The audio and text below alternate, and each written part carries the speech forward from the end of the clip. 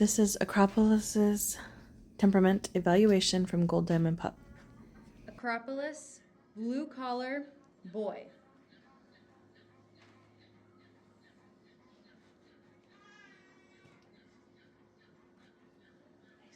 So here is the tester Gideon and our tester dog Fergie. We like to put Fergie in as our tester dog because she actually doesn't really care for the puppies, and that works for our benefit. It helps to have a dog in there that's not going to go and want to initiate the interaction with the puppies. As you can see here, he is extremely submissive to everybody. He's not the kind of dog that's just going to run up and jump on anyone. As he is kind of getting used to this environment right now, I'm watching how he's watching the human and the dog. As you see, he's going to make his way towards the human and pretty much avoid the dog. So I would say he has more human focus than pack driven, which just means that he will be a dog who would be perfectly fine being on his own. He doesn't necessarily need to have another dog there as long as he has a human who's giving him the life that he is searching for.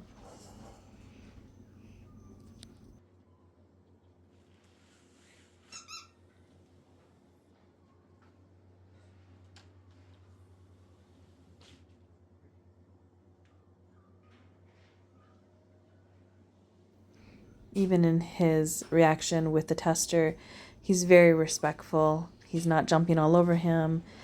He's just showing signs of being submissive and also not dominant.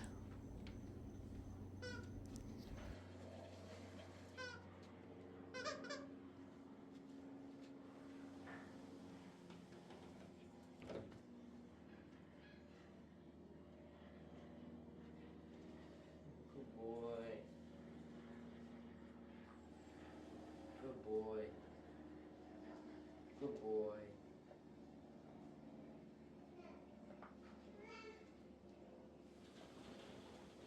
Good boy.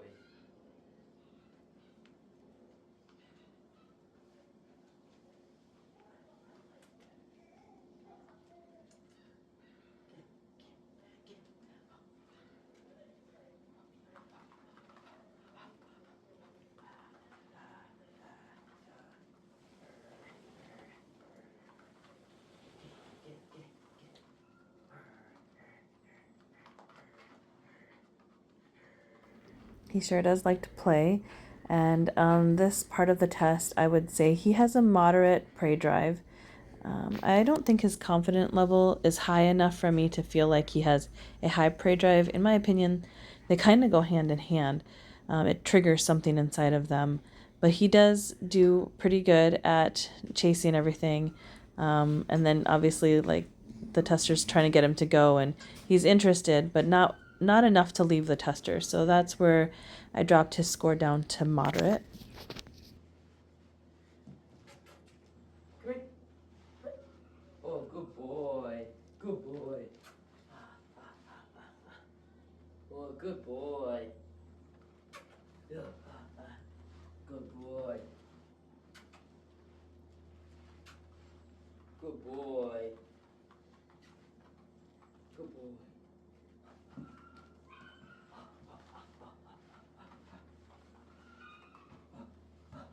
Oh, good boy. Good boy.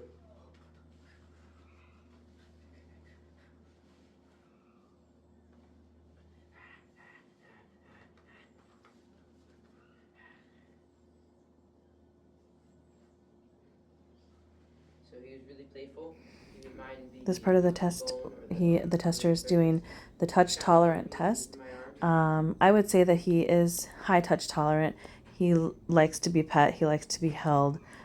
In the testing time, his score kind of dropped a little bit more than what I normally expect from him, just with our interactions. But I think that he did a good job at still showing us who I think he really is. And he's good with being handled. He's good with his paws being touched, his feet being touched, his head being touched.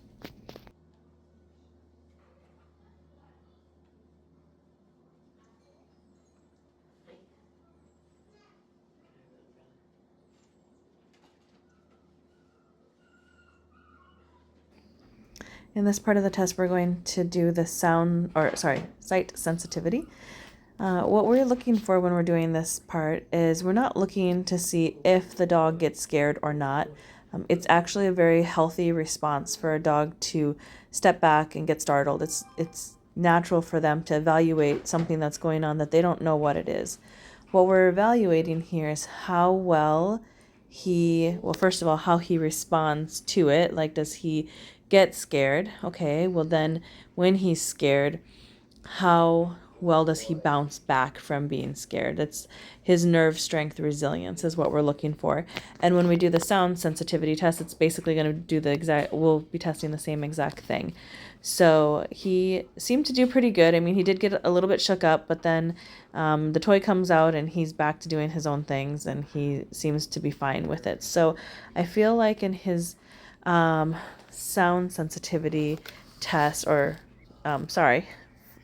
sight sensitivity test, I think that he has a medium-low test as far as that's concerned. Next up, they're going to do the sound sensitivity test, and here he does get a little bit more startled, and it does take him a second to regain himself. We notice things like how he kind of wanders around, and I'll wait to voice over that spot in just a second. He loves to play.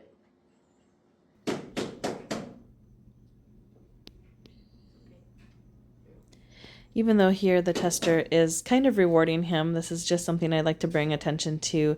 When he was startled, it's always best to not pet an animal when they're scared or startled like that, because it actually doesn't bring them to a higher place. You know, we normally want to say we're going to pet them so that we can show them to have confidence. But actually in dogs, when we're petting them, what we're doing is condoning the behavior that's there. And so even though the tester did that, I do want to just point out in a time that he might ever get startled in his life, it's best to not necessarily pet him, but to assure him that it's okay, that he's safe, that you're taking care of him by bringing him distractions, by making him look at you, focus on you. As soon as he looks at you, then reward him for other behaviors, not for being scared, if that makes sense.